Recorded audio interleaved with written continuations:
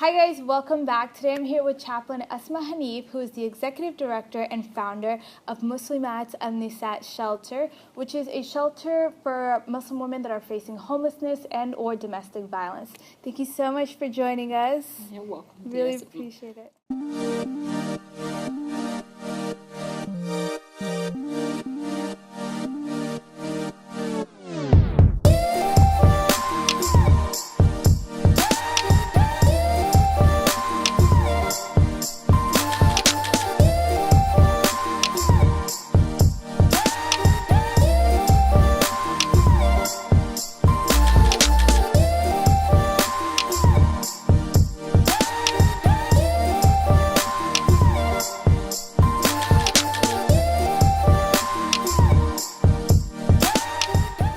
When did you realize there was a need for a shelter for Muslim women?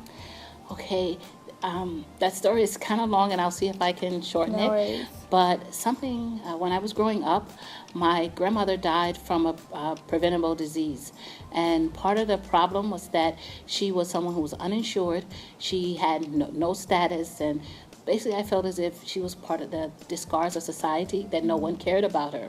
So I decided that I was going to go to school and I was going to become a nurse. Then I saw that there was another category of individuals who no one didn't really care about, or who was either uninsured or undocumented, and that was Muslim women, especially those from other countries.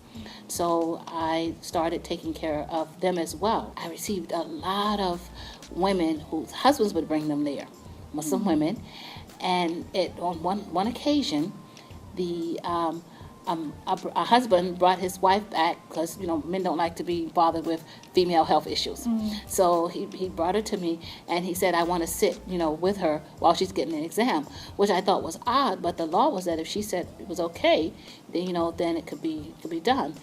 And but I figured, I said, why would he want to be back here?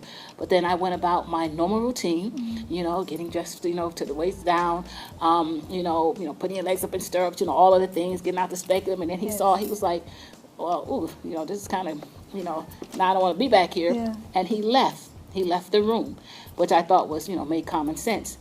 But what happened is, for the first time in this woman's adult life, she was alone with someone she can trust. And that's how she felt. And then she revealed to me that she was a victim of domestic violence. That was how I discovered that there were so many Muslim women victims of domestic violence. I realized that the only solution was to provide a safe haven for Muslim women. It's just that I can't save the world. So it's like, what you do is you try to fight the battles that you can win.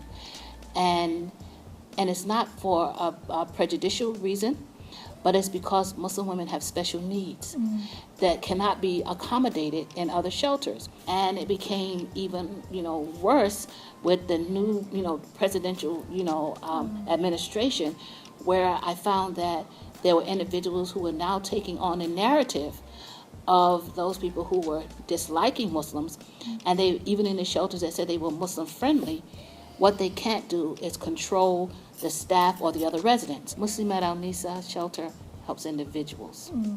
And that's how you make a better world, helping, one family, one person, at a time. What are some common reasons that you find that women don't report sort of domestic violence in the home, and are there sort of ways to combat that?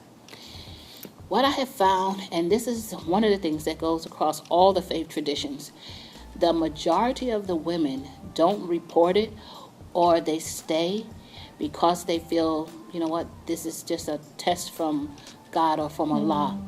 They feel like this is their, for lack of a better word, their cross to bear, or, and so they stay because they've been taught to believe that where the woman's place is, she's supposed to be obedient to her husband, even though I tell them, I say, you know what, you need to pick another path.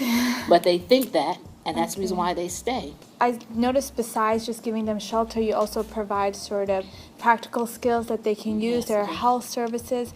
And I wanted to know sort of, why is it important to also make sure that the women are sort of economically independent, because they can use these skills that they're learning out in the field. So one of the goals is for them to actually become self-sufficient.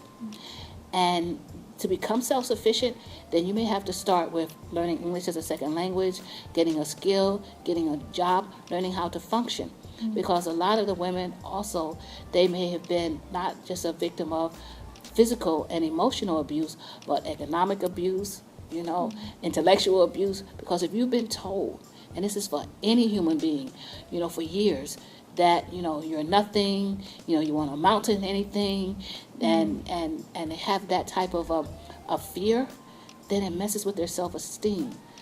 But if you teach them that no, you're worthy of everything that anyone else is worthy of, it will then give them the strength, the ability, and the courage to be able to be on their own. Thank you so much for joining us. We really appreciate you taking the time. Yes, darling. And if you guys want to find out more information, please check out the description. There will be links to Launch Good, to the website, and sort of ways you can contact Chaplain Asma. Thank you all so much for watching.